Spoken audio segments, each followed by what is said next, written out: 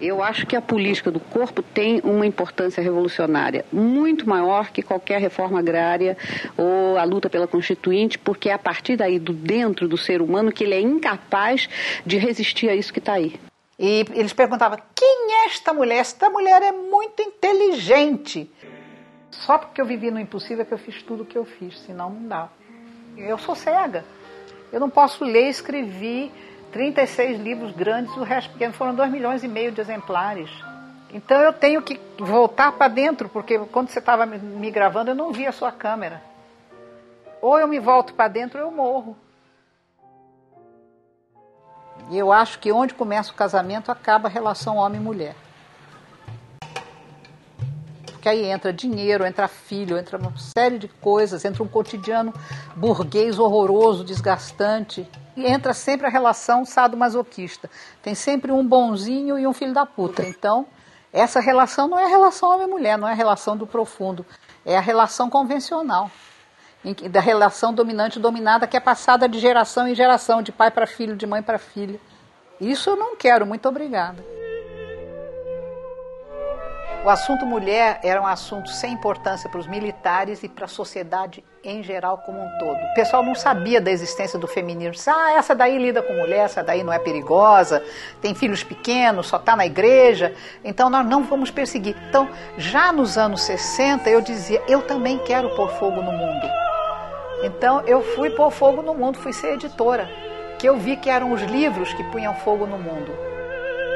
E eu vou contar aqui minha primeira sessão de análise, que eu acho tão importante na minha vida. Se isto quer ser alguma coisa da minha vida, eu chego lá e digo, eu quero me suicidar. Eu ontem tentei o suicídio, eu fui embaixo de um ônibus, o ônibus parou em cima de mim e ainda levei um esporro do motorista.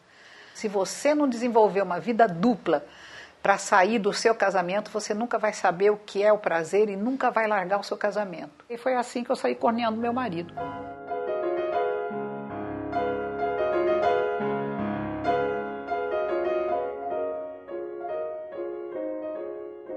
Eu descubro o grande prazer da sexualidade. Eu me defini como uma bruxa, isto é, uma mulher orgástica e sábia, ao mesmo tempo dona do seu corpo e ao mesmo tempo dona da sua mente. Por que eles tinham misoginia? Que os homens foram para cruzadas pegar o território dos islâmicos e levaram uma surra, levaram 400 anos levando uma surra.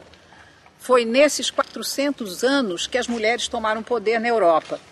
Então, quando os homens voltaram, eles queriam o seu lugar. Aí começa a caça às bruxas. Quem eram as bruxas?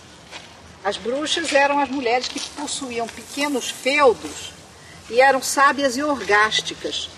E não tinham quem as protegesse. Então, quem denunciava as bruxas eram os donos de terra. E foi assim que se fizeram as nações em cima dos corpos queimados das bruxas. A vivência do estigma te faz viver muitos opostos, te faz viver muito desamparo e te faz viver muito a coragem, porque ou você é obrigado a ter uma coragem maior do que os outros, ou então você não sobrevive.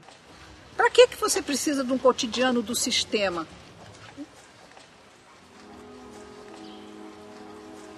O ser humano era nômade, não tinha propriedade privada de nada, não tinha um deus masculino, era uma deusa feminina. O deus macho, completamente masculino, ele começa quando começa a lei do mais forte. Não é mais uma deusa no fundo da terra dando comida de onde tudo sai para onde tudo volta depois que morre. Mas é um Deus de cima para baixo, controlando os corações e as mentes e olhando todo mundo com um olhar repressor. Eu consegui obrigar o sistema a me pagar para falar mal dele, porque meus livros dão dinheiro. Você vê como é que o sistema é?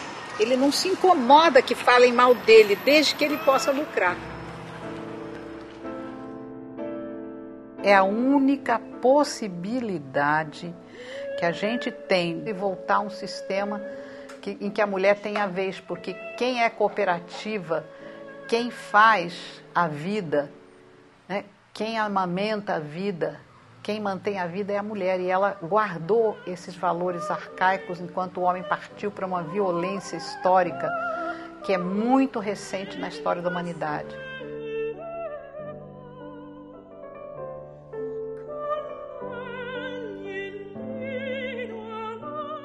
daqui em diante a gente não souber lidar com o impossível, o nosso cérebro não vai saber lidar com a realidade.